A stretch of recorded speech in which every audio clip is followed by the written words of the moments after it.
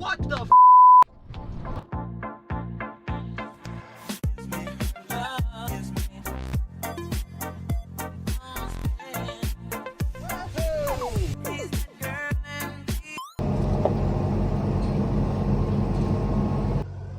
This one is really badly flooded. I mean, you can just see all the sand. Definitely the worst flood car I've bought by a mile. I am dumb. And I put a B instead of a D, so I just proved that. I'd be very surprised if this engine's not locked up and if I can save it, but I'm gonna try.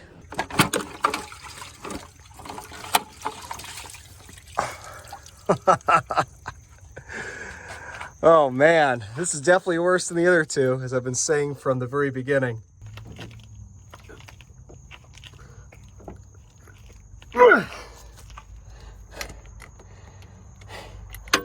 Locked up solid.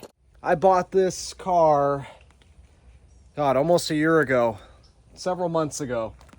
I bought it in, I believe, April or May of 23. Here we are in February of 24. And I need to get this car stripped. I'm not gonna get to it to, you know, put an engine in it if I have to, or put an interior in it anytime soon. I got bigger, better projects right now. But I've got to get this nasty interior out of here, get this thing clean, free of salt. And so I'm going to do that right now. So basically, this is all going in the trash. There's nothing in here to save besides the back upper portion of the rear seat, because that's modified by coach builders to fit. Once they make this into a convertible, things get tighter back there. Everything else is trash. So I'm just going to go gung-ho as I have with the past few coach builders cars, just tearing everything out. And I'll capture some footage as I do so. Okay, so here's where I'm at. I've got most of the driver's seat out.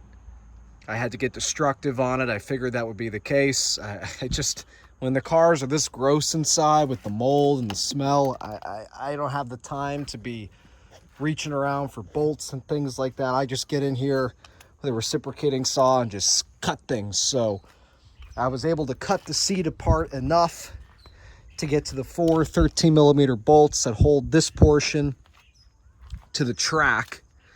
And then now that I did that, I've got to get out, whew, the smell is bad. I took my mask off. I've got to get these out on each side. This is where the gears are that allow this to move forward and backward. Normally that would be actuated by the motor.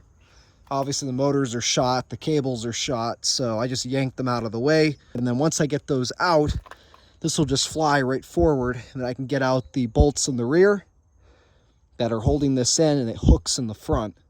I'll have to repeat the process with that seat, and then the bottom cushion comes out fairly easy on any of these Cadillacs. This rear seat, not too much more difficult, especially with the top down and out of the way.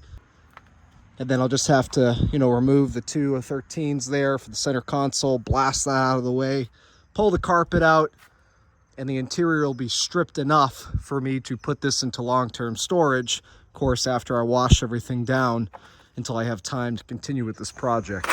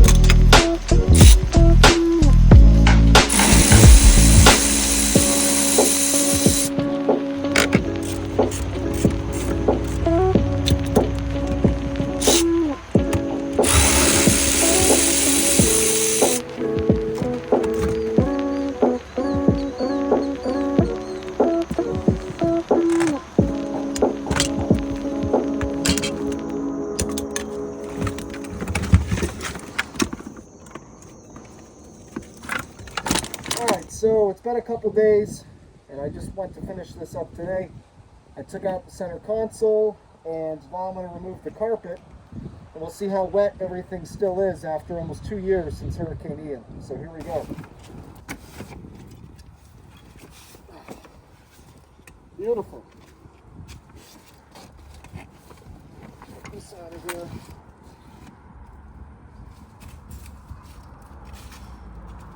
Still plenty wet,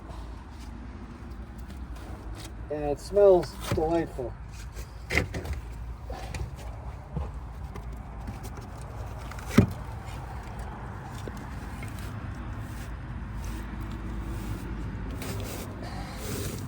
I'll take this out off camera, but you can see we've got some bubbling in the paint, but as I always say,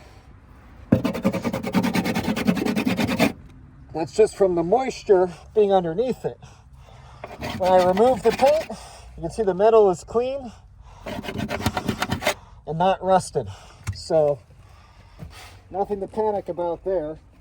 Now I'm going to pull out, just going to start on this carpet. Obviously none of this is going to get reused. It's all going to get canned if this car even ever gets fixed. Might just end up using it for parts. You never know. Nice and wet. Get caught.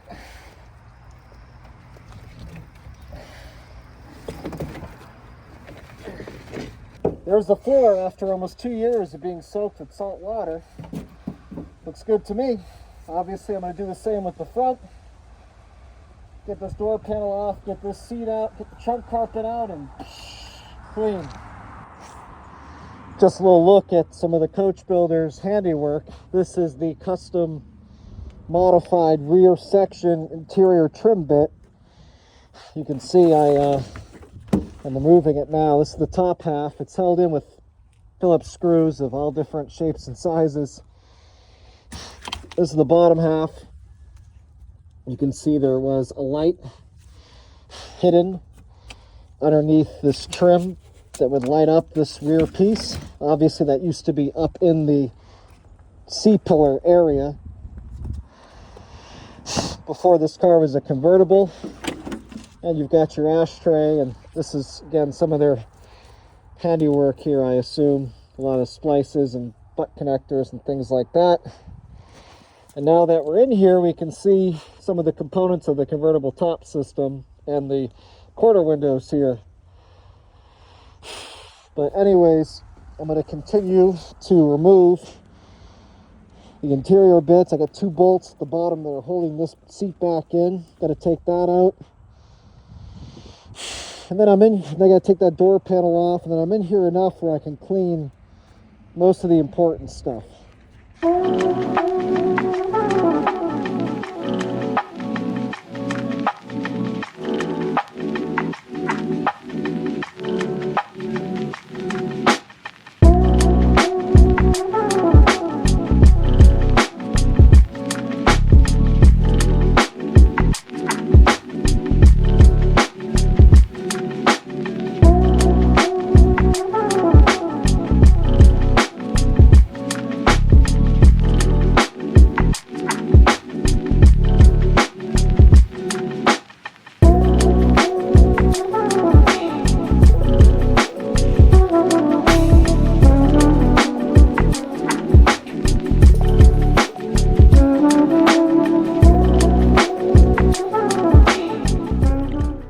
Okay, so it's been quite some time. I really had to blast this one out with water. There was so much sand in this car, in every little nook and cranny, and I'm sure there's still more, but I'm not done cleaning this yet. Now that I have finally all of the 98% of the sand out of the vehicle, I can hit this with some really high pressure and get all this loose paint off.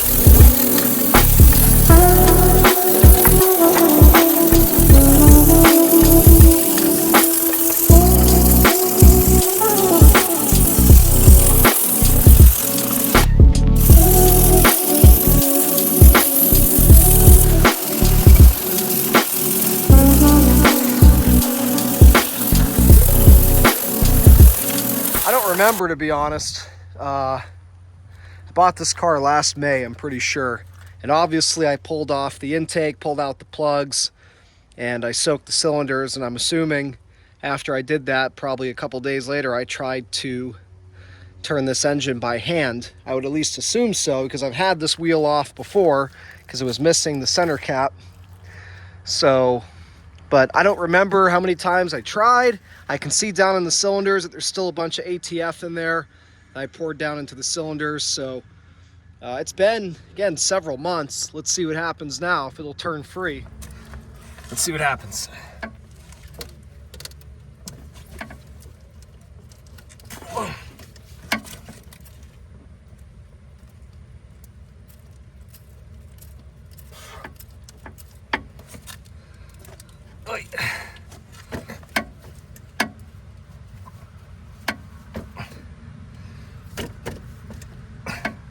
It's not super ideal the way I have this set up with the deep socket, but it's the way only way I can really do it, because the way the subframe sticks out down there, and there's not enough room to do it from up top. So it's the best I can do, and it's worked on some of the other coach cars. So let's see.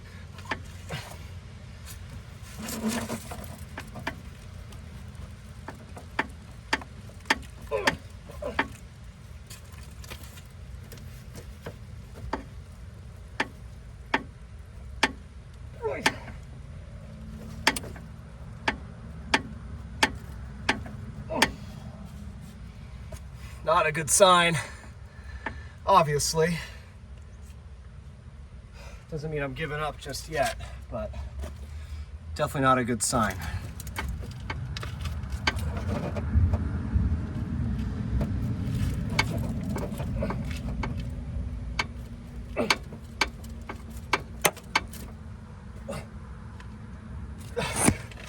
Okay, I have no faith in this engine. It's been soaking for several months. I blew all the water out of the cylinders and lubed them up. So if she doesn't turn after several months, she's never going to turn. That's the reality.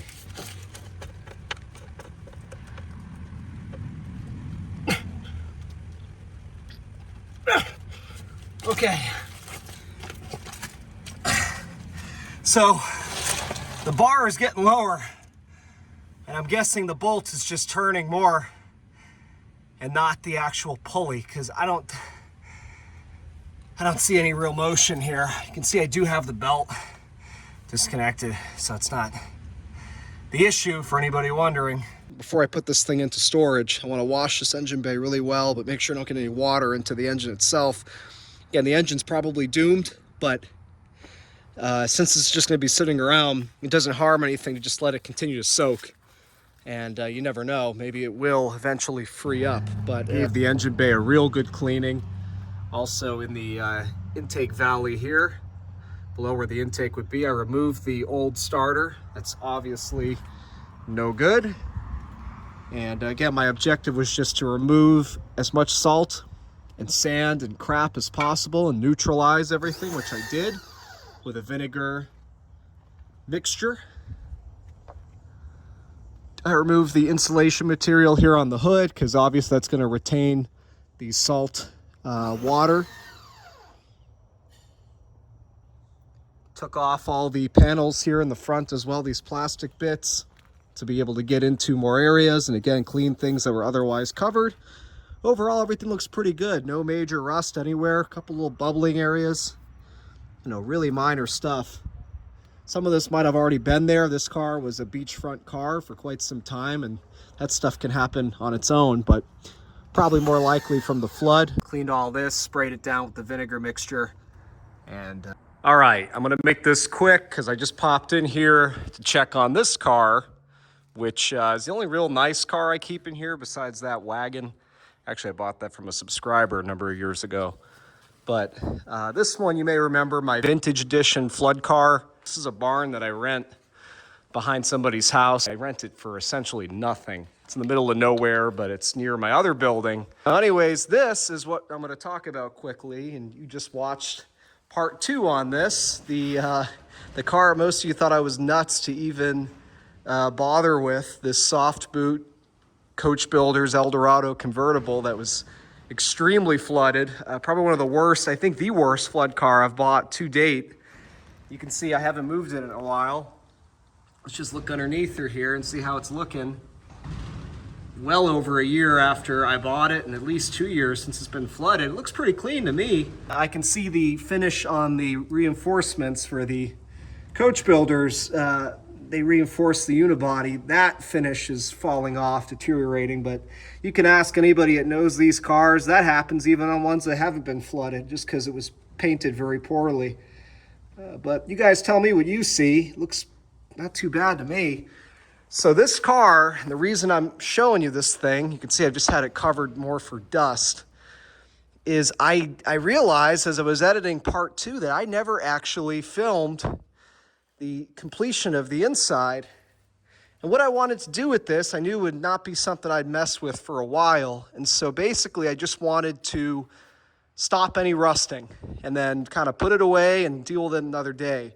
Now, it was never meant to be in here, but what happened is my previous property, when I was getting ready to sell it, was trying to get any eyesore stuff off the property, and this was obviously an eyesore. So I just moved it up here temporarily, and that kind of became permanent. But let's take a look inside, and we'll see how my work held up. This is all POR 15. After I went around, God, it still smells like POR 15. After I went around and wire wheeled any areas where there was corrosion starting, and I have to say, it still looks very good. And you can see the areas that I didn't paint them for a reason. They weren't rusting, and they're still not rusting now. So it just goes to show you, this is almost like an experiment, this car, to see how it'll hold up after a few years after being completely submerged in the ocean. Not even brackish. This car was completely submerged in the ocean. So what are my plans for this car? To be honest with you, if I had more time today, I even brought my my floor jack, my breaker bar. I was going to see if now, after soaking for it's been at least a year since I made that video, even the part 2, maybe even longer. It's been longer than a year. It's been like a year and a half. I was going to see if this engine would break free now, and obviously I've done a number of these flooded engines since I filmed that original part 1 and part 2 of this car. So I've learned a few tricks from trial and error, which is, especially in a car like this where you're already beyond kind of the point of it's probably not going to be fixed.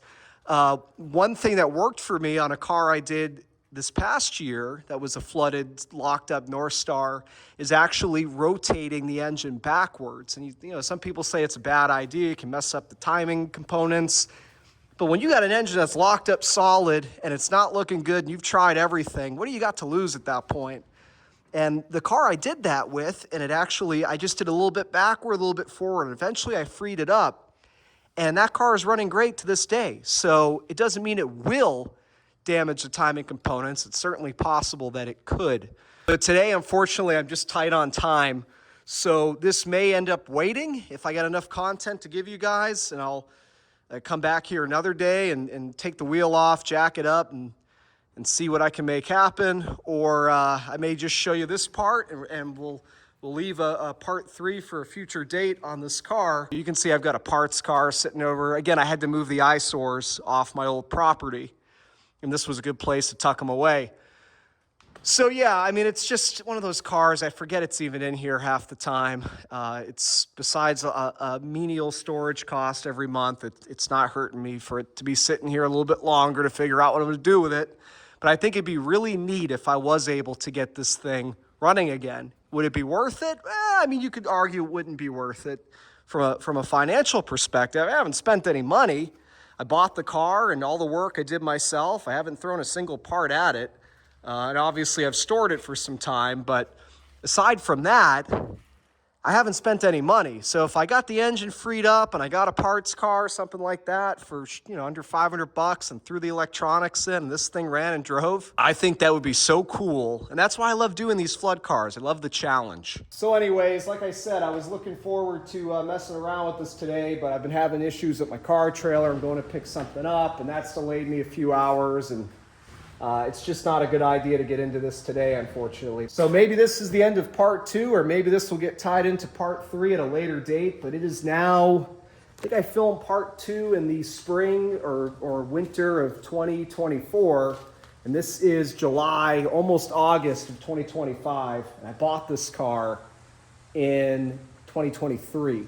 So it's been 2 years, and I've, chipped away at it little by little, but I'm pleased to see that overall, even you look in the dog leg areas and stuff, there's no bubbling, it just goes to show you, even with these saltwater flood cars, as long as you get to them within a reasonable amount of time and neutralize everything, you can see I got all kinds of crap in here, but you can actually stop the rust.